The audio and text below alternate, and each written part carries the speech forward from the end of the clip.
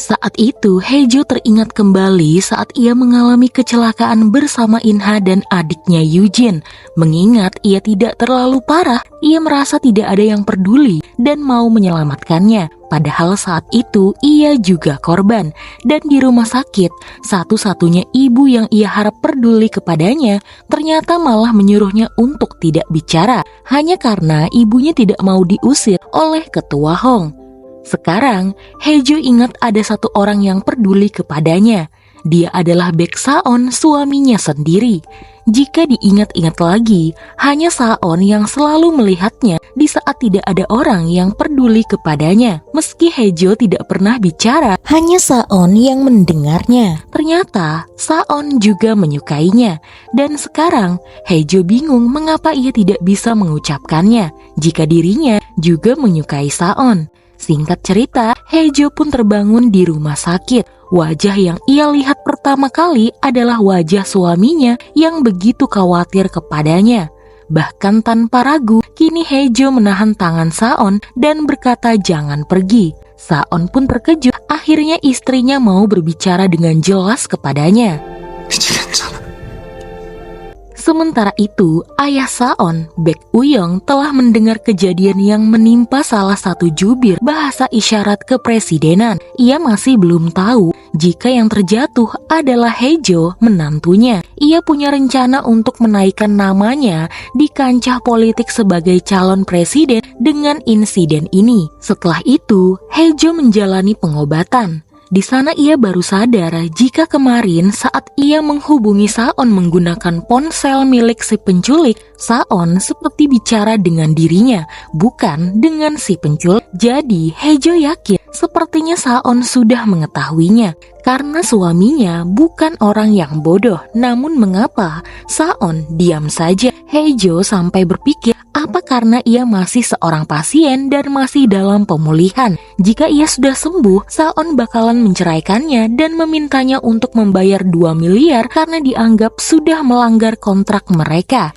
Haejo baru ingat jika ponsel milik si penculik tidak ada pada dirinya. Ponsel penculik ternyata sudah ada di tangan Saon. Park Do-jae juga sudah mengecek isi ponsel tersebut dan di sana ditemukan aplikasi pelacak. Kemungkinan dari sanalah pelaku mengetahui keberadaan dirinya dan juga Haejo. Do-jae berjanji akan segera melacak lokasi pemilik asli ponsel tersebut. Lalu setelah itu, Haejo kembali ke kamar pasien. Ia sudah ditunggu-tunggu oleh Saon. Namun, tanpa berkata apa-apa, Saon langsung menggendong Haejo ke tempat tidurnya dan menyuruhnya untuk beristirahat. Sebenarnya, Saon ingin bertanya banyak hal, namun tidak ia lakukan. Ia hanya ingin istrinya itu beristirahat. Saon juga minta izin untuk pergi keluar dan meminta Haejo untuk menghubunginya jika terjadi apa-apa. Mendengar Haejo tidak lagi mengangguk namun berkata iya, membuat Saon menahan senyumnya. Saat Saon pergi, Haejo lalu memeriksa tasnya dan menemukan ponsel milik si penculik ada di sana. Rasanya tidak mungkin jika Saon tidak melihat ponsel ini ada di dalam tasnya.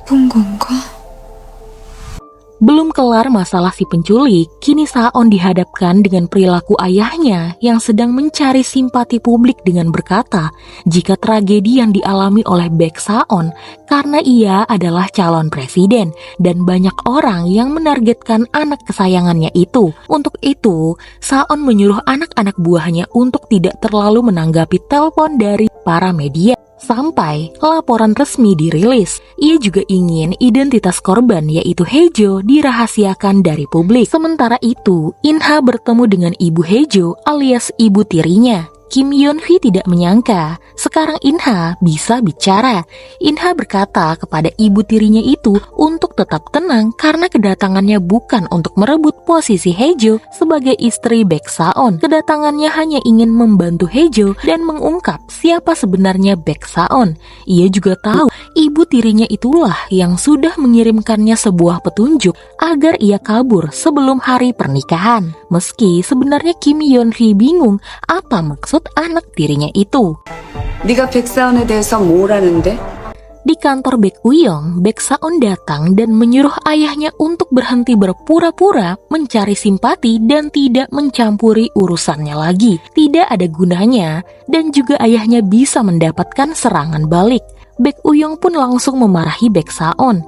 Dia dianggap sebagai anak yang tidak tahu terima kasih, padahal keluarganya lah yang sudah memberikan nama untuk Baek Saon.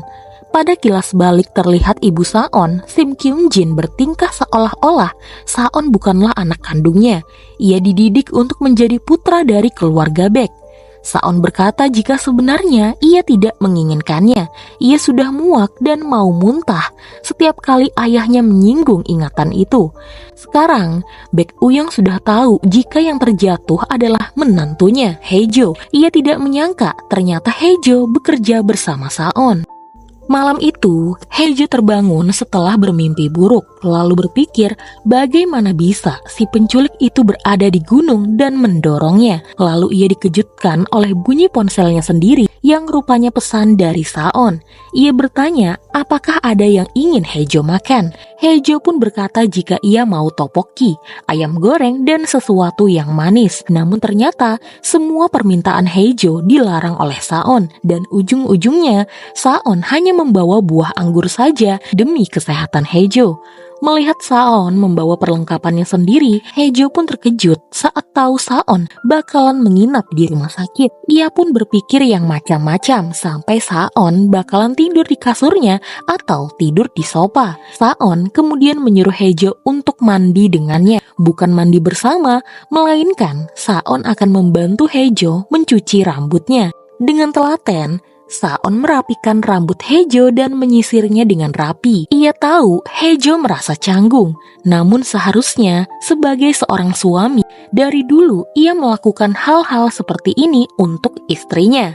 Singkatnya, Haejo pun tertidur dan terbangun pas di jam 10 malam.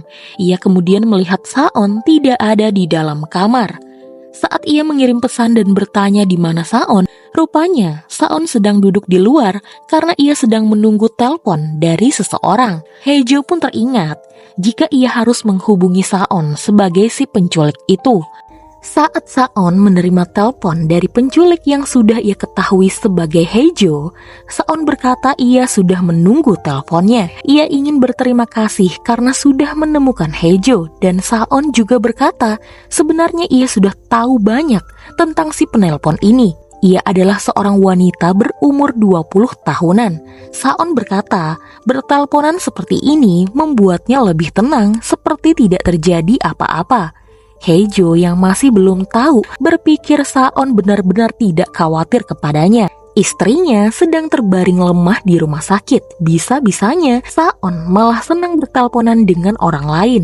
Bahkan Saon bertanya apa si penelpon ini cantik dan sedang memakai baju apa. Di sana Saon lalu membuat sebuah penawaran di mana ia ingin si penelpon yang ia gelari penelpon 406 itu bekerja sama dengannya untuk membalaskan rasa sakit Haejo. Ia ingin si penelpon menjawab pertanyaannya, apakah ia tahu siapa si penculik asli dan apakah ia pernah melihat wajahnya. Dari balik telepon, Haejo berkata ia belum pernah melihat wajah si penculik, tapi ia punya ciri-ciri tertentu, yaitu dia adalah seorang pria berusia 30 tahunan. Tingginya sekitar 185 cm. Dia penderita heterokromia atau warna mata yang berbeda, di mana sebelah kirinya berwarna coklat muda. Pria itu juga berbau amis dan sepertinya susah mengendalikan amarahnya. Setelah mendapatkan informasi tersebut, Saon langsung melaporkan hal ini ke pihak berwajib dan juga media. Dari informasi dari Haejo, sepertinya penculik itu mempunyai informan. 있단 얘기입니까? 네. Berita penculik dan pengancam teror yang dialami oleh jubir kepresidenan Baek Saon pun diberitakan oleh media. Hal ini didengar oleh si penculik asli. Ia pun kesal dan langsung mengirim pesan kepada seseorang. Jika orang itulah yang sudah mendorong Haejo, tapi mengapa wajahnya yang diungkap ke publik? Lagi pula, mengapa orang itu ingin membunuh Haejo? Padahal target mereka adalah Baek Saon. Rekan penculik itu berkata, itu karena Haejo tidak mau bercerai dari Saon dan ia ingin Saon merasakan bagaimana rasanya kehilangan sesuatu yang berharga. Untuk itu, rekan penculik itu memerintahkan untuk segera mengambil ponsel mereka yang ada di tangan Haejo agar mereka tidak ketahuan. Malam itu, penculik itu langsung menghubungi Haejo. Ia sudah melihat berita dan tahu jika Haejo menyebutkan ciri-cirinya. Penculik itu berkata bukan dia yang sudah mendorong Haejo, namun orang lain. Karena Haejo sudah melanggar janji mereka, maka seharusnya Haejo mengembalikan ponsel miliknya. Ia juga berkata, buka pintunya. Haejo pun langsung panik, ia sampai tidak sadar jika infusnya tertarik dari tangannya. Haejo langsung berlari untuk menahan pintu masuk kamarnya. Tiba-tiba, ada seseorang yang menggedor-gedor pintu dari luar. Haejo begitu ketakutan sampai ia tidak kuat untuk berdiri dan hanya bisa terduduk sambil terus menutup telinganya. Ternyata yang menggedor pintu adalah Baek Saon dan langsung memanggil nama Haejo.